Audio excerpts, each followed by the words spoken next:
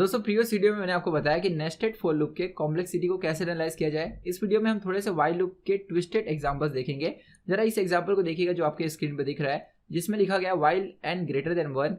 N दोस्तों यहाँ पर इनपुट साइज है, ये कितना भी बड़ा हो सकता है। यूजर एन प्रोवाइड करेगा। जनरली हम एन बहुत बड़े वैल्यू के लिए एनालाइज करते हैं। ये चीज मैं आपको बार बार बता चुका हूँ।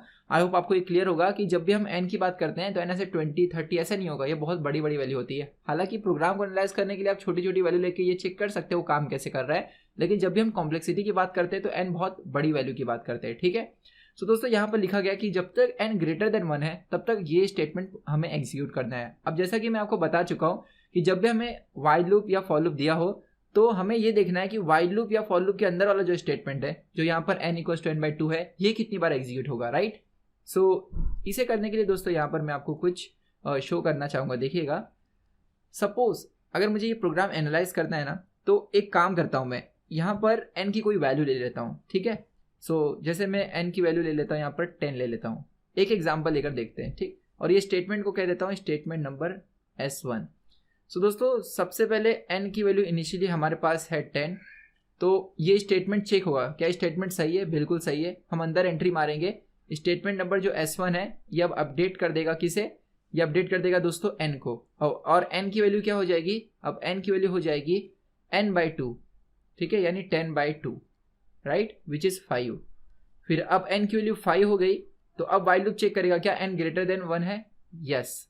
तो यहाँ पर फिर से अब अंदर हम एंट्री मारेंगे और ये स्टेटमेंट एग्जीक्यूट होगा और n की वैल्यू हो जाएगी n/2। n क्या है अभी, लेटेस्ट वाला 5, so 5/2, so this is equal to 2.5, right. लेकिन दोस्तों अगर मैं कह दूं कि n सपोज इंटीजर है, तो ये जो डिवीजन मैंने लिखा है इसका आंसर आएगा 2।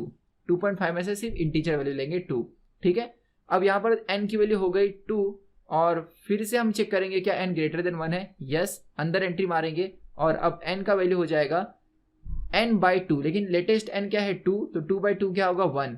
अब हम लोग फिर से ऊपर जाएंगे और चेक करेंगे क्या n ग्रेटर देन 1 है, नहीं, क्योंकि n की वैल्यू 1 हो गई। तो आप देख रहे हैं फॉर लूप कब रुक गया, जब n की वैल्यू 1 हो जाए।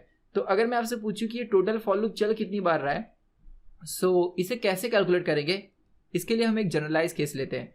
तो दोस्तों इनिशियली n क्या था, इनिशियली n था कुछ भी रैंडम होगा, तो यहाँ पर मैं उसे n ले लेता हूँ, ठीक है। तो इन जनरल जो भी वैल्यू है यहाँ पर n की, उसे मैं n से रिप्रेजेंट करता हूँ। तो अगर ये इनिशियली n है तो एक बार एग्जीक्यूट होने के बाद दोस्तों n की वैल्यू क्या हो जाएगी, n/2। दूसरी बार एग्जीक्यूट होने के बाद n की वैल्यू क्या हो जाएगी, n/2²। हर बार वो 2 से डिवाइड होते जा रहा है ना, और भी एक बार एग्जीक्यूट होगा तो उसकी वैल्यू क्या हो जाएगी, n/2³। आप समझ रहे हैं, मतलब हर बार n 2 से डिवाइड होते जा रहा है और छोटा होते जा रहा है। लेकिन अगर मैं आपसे पूछूं कि ये डिवीजन कब तक चलेगी, तो अभी आपने देखा ये डिवीजन तब तक चलेगी ऐसे करते करते, डिवाइड करते करते, जब n/2k ये 1 हो जाए तब ये डिवीजन रुक जाएगा। क्यों, तब ये फॉर लूप फेल हो जाएगा, बिकॉज फॉर लूप तब sorry not for loop, while loop. दोस्तों वाइल लूप तब तक चलेगा जब तक n ग्रेटर देन 1 है। तो जैसे ही n/2k ये आंसर 1 देता है या 1 से छोटा आंसर देता है तो ये वाइल लूप बंद हो जाएगा, राइट। तो इसलिए मैं ये कह सकता हूँ कि देखिए, एक बार मैंने जब डिवाइड किया, मतलब ये जब वाइल लूप एक बार चला तो n की वैल्यू हो गई n/2। इसे मैं ऐसे भी कह सकता हूँ n की वैल्यू हो गई n/2⁴। जब दोस्तों ये स्टेटमेंट एग्जीक्यूट हुआ 2 टाइम्स तो n की वैल्यू हो गई n/2², मतलब 2 बार डिवाइड हो गया n 2 से, राइट। तो अगर मैं इसे थोड़ा सा ऑब्जर्व करूं, एक बार ये स्टेटमेंट एग्जीक्यूट होता है तो यहाँ पर 2 का पावर 1 है, 2 बार अगर एग्जीक्यूट होता है तो 2 का पावर यहाँ पर 2 है, राइट। वैसे ही दोस्तों अगर k बार एग्जीक्यूट होता है तो 2 का पावर यहाँ पर k है। इसलिए क्या मैं ये कह सकता हूँ कि अंदर वाला स्टेटमेंट कितनी बार एग्जीक्यूट हुआ ये मैं k को देख के बता सकता हूँ, जो भी k की वैल्यू होगी, राइट।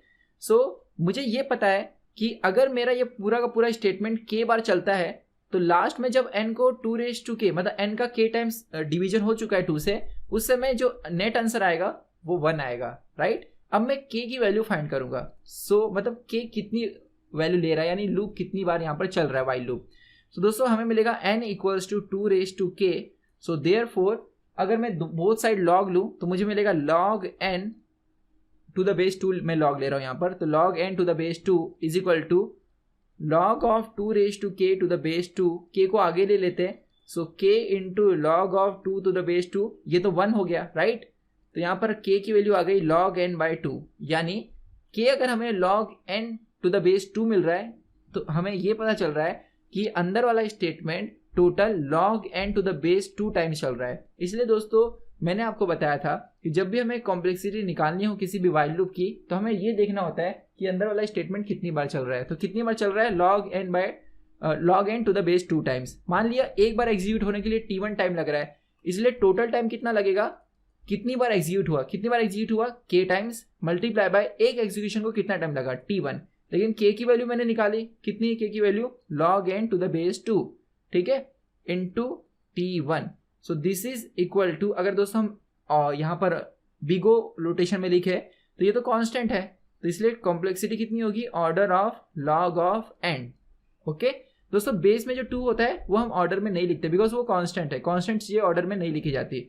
सो आई होप आपको ये क्लियर हो गया रहेगा कि इस प्रोग्राम की कॉम्प्लेक्सिटी क्या है, ऑर्डर ऑफ log n, और क्यों है। कैसे मैंने पता किया, मैंने बस ये देखा कि अंदर वाला statement n equals to n by 2 ये कितनी बार चल रहा है। तो मैंने आपको बताया अगर वो एक बार स्टेटमेंट चलता है तो n की वैल्यू हो जाएगी n बाई 2। अगर ये अंदर वाला जो स्टेटमेंट है ये 2 बार चलता है तो n की वैल्यू हो जाएगी n अपॉन 2 स्क्वायर। तो अगर वो k बार चलता है तो n की वैल्यू हो जाएगी n upon 2 raise to k। और जब वो रुक जाएगा, मतलब अगर k बार चल रहा है तो k टाइम में रुक गया, उस समय दोस्तों जो रेशो है वो या तो 1 होगा या तो 1 से छोटा होगा, 0 होगा, ठीक है। तो मैंने यहाँ पर ले लिया 1, तो इसलिए मैं अगर k फाइंड करूँ तो मुझे मिला log n to the base 2। इसलिए टोटल कितनी बार ये स्टेटमेंट एग्जीक्यूट हो रहा है, ये स्टेटमेंट एग्जीक्यूट हो रहा है log of n to the base 2 times. I hope आपको ये अच्छे से क्लियर हुआ होगा। तो दोस्तों इस प्रोग्राम की कॉम्प्लेक्सिटी है ऑर्डर ऑफ log n। अच्छा, इसी का एक मॉडिफाइड फॉर्म देखते हैं जो यहाँ पर मैं आपको दिखा रहा हूँ। इस वाले स्टेटमेंट को देखिएगा जिसके अंदर वाइल लूप जो है वो वाइल लूप के अंदर लिखा गया है n greater than 1। While loop के अंदर n ग्रेटर देन 1 लिखा गया है और n equals to n by k है, ठीक है। सो यहाँ पर n की वैल्यू सपोज बहुत बड़ी है तो इनिशियली n ग्रेटर देन 1 रहेगा ही, है ना, फर्स्ट टाइम। तो एक बार जब ये स्टेटमेंट दोस्तों एग्जीक्यूट हो जाएगा तो n की वैल्यू क्या हो जाएगी, n बाई k, ये फर्स्ट इटरेशन में, राइट। फिर दोस्तों जब दूसरा इटरेशन होगा फिर से हम अंदर एंट्री मारेंगे तो फिर से n को k से डिवाइड कर देंगे, लेकिन इसके पहले n क्या हो चुका है, n बाई k, तो उसको एक बार और k से डिवाइड करोगे तो आपको क्या मिलेगा, n बाई k स्क्वायर। फिर से एक बार और k से डिवाइड करेंगे तीसरे इटरेशन में तो क्या मिलेगा, n by k cube.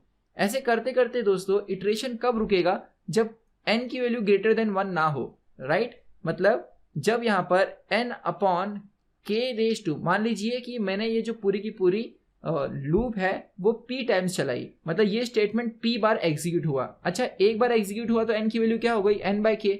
2 bar execute हुआ तो n की वैल्यू क्या हो गई, n बाई k स्क्वायर। तो अगर ये p टाइम्स एग्जीक्यूट होता है तो n की वैल्यू क्या होगी, n upon k raise to p। लेकिन जब वो p टाइम रुक जाएगा, मतलब p बार एग्जीक्यूट होकर रुक जाएगा, उस समय दोस्तों ये रेशियो का वैल्यू क्या होना चाहिए, ये रेशियो का वैल्यू या तो 1 होना चाहिए या तो 1 से छोटा होना चाहिए, तभी तो वाइल लूप रुकेगा ना, क्योंकि वाइल लूप तब तक चलेगा जब तक n ग्रेटर देन 1 है। तो अगर जैसे ही ये 1 हो जाएगा तो वाइल लूप रुक जाएगा, 1 या 1 से छोटा, तो 1 लेके सॉल्व करो तो भी चलेगा, ठीक है। तो यहाँ पर दोस्तों मैं इक्वल्स टू ले लेता हूँ 1, so therefore n equals to क्या होगा, k raise to p। I hope आपको ये क्लियर है। तो p क्या बता रहा है, ये लूप कितनी बार चला, तो एक बार चला तो n की वैल्यू n बाई k, 2 बार चला तो n by k square, p बार चला तो n raise to k, n upon k raise to p। Okay, so यहाँ पर अब हम p अगर निकाले, बोथ साइड log ले, so therefore we have log of n, log में ले रहा हूँ टू द बेस k लेकर, ठीक है। log of n to the base k equals to log of k raise to p to the base k। यहाँ पर मैं बोथ साइड log ले रहा हूँ to the base k। Base k क्यों ले रहा हूँ, बिकॉज यहाँ पर k है ना, तो बेस k लूंगा तो 1 हो जाएगा। जब मैं p को आगे लूंगा यहाँ पर दोस्तों, p को आगे जब हम लेंगे तो p into log of k to the base k, ये पूरा 1 हो गया, और p हमें क्या मिला, log n to the base k। Okay, so therefore time total time required is equal to, ये स्टेटमेंट को एक बार एग्जीक्यूट होने के लिए अगर t1 टाइम लग रहा है तो ये कितनी बार एग्जीक्यूट हो रहा है, टोटल p टाइम्स, और p की वैल्यू क्या है, log n to the base k। दोस्तों अगर k कांस्टेंट है और यहाँ पर t1 तो कांस्टेंट है ही, तो यही कॉम्प्लेक्सिटी हो जाएगी ऑर्डर ऑफ log n, है ना, क्योंकि यहाँ पर जो हमें फाइनल एक्सप्रेशन मिल रहा है टाइम कॉम्प्लेक्सिटी की, उसमें डोमिनेटिंग टर्म है log n। यहाँ पर मैं अज्यूम कर रहा हूँ k कांस्टेंट है, अगर k कांस्टेंट ना होकर n हो जाए तब यहाँ पर दोस्तों अगर हम n पुट करें तो log n to the base n 1 होता है, तो कॉम्प्लेक्सिटी यहाँ पर कांस्टेंट हो जाएगी, ठीक है। सो अगर यहाँ पर मैं क्वेश्चन में दिया हुआ है कि जो यहाँ पर k है वो कांस्टेंट है तो complexity order of log n है, अगर कांस्टेंट नहीं है तो कॉम्प्लेक्सिटी होगी order of log n to the base k। I hope आपको ये पूरा अच्छे से क्लियर है कि अगर k के बारे में कुछ भी नहीं दिया है तो सही आंसर होगा order of log n to the base k। I hope आपको क्लियर है ये। सो यहाँ पर एक और एग्जाम्पल मैं दिखाना चाहूंगा आपको इसी वाइल लूप से रिलेटेड। तो ये नेक्स्ट वाइल लूप देखिएगा, जहां पर हमें जो कंडीशन दी गई है वो है while n less than equals to 1, ठीक है, और n इक्वल्स टू क्या है n/2। तो मैंने आपको कहा था दोस्तों कि जो n की वैल्यू होती है वो हम बहुत बड़ी लेकर एनालाइज करते हैं, तो n तो इनिशियली 1 से बहुत बड़ा होगा ना। तो जब ये वाइल लूप पहली बार चलेगा तो उस समय जब ये कंडीशन चेक होगी क्या n less than equals to 1 है, तब उसी समय ये वाइल लूप फेल हो जाएगा ना, बिकॉज n की वैल्यू बहुत बड़ी है, वो ऑलरेडी 1 से क्या है, बड़ा है, 1 से छोटा नहीं हो सकता, राइट। तो इसलिए दोस्तों ये वाइल लूप चलेगा ही नहीं। और अगर ये वाइल लूप चलेगा ही नहीं तो यहाँ पर दोस्तों प्रोग्राम की कॉम्प्लेक्सिटी कितनी हो जाएगी, कांस्टेंट। कांस्टेंट क्यों, क्योंकि एक बार चेकिंग तो होगी ना, उसके लिए कुछ टाइम लगेगा, तो इसलिए इस प्रोग्राम की कॉम्प्लेक्सिटी क्या है, ऑर्डर ऑफ कांस्टेंट। नहीं तो क्या होगा, एग्जाम में पता चला आपको ये प्रॉब्लम आ गया और आपसे कॉम्प्लेक्सिटी पूछी गई और आप इसके पहले वाला एग्जाम्पल देखकर गए थे, आपने फटाफट ऑर्डर ऑफ लॉग इन टिक कर दिया, आपने देखा ही नहीं कि यहाँ पर कंडीशन क्या दिया गया है। यहाँ पर n ग्रेटर देन 1 वाला कंडीशन नहीं है, यहाँ पर n लेस देन 1 वाला है। लेकिन आपको पता है कि n तो हमेशा ही क्या होता है, ग्रेटर देन 1 होता है, और n हम बहुत बड़ा लेते हैं। तो इनिशियली जब प्रोग्राम ये रन होने जाएगा तो ये वाइल लूप चलेगा ही नहीं, बिकॉज n ऑलरेडी 1 से बड़ा है, ठीक है। सो आई होप आपको ये क्लियर हुआ होगा दोस्तों। नेक्स्ट वीडियो में हम कुछ और कॉम्प्लेक्स एग्जांपल्स देखेंगे इटरेशन से रिलेटेड।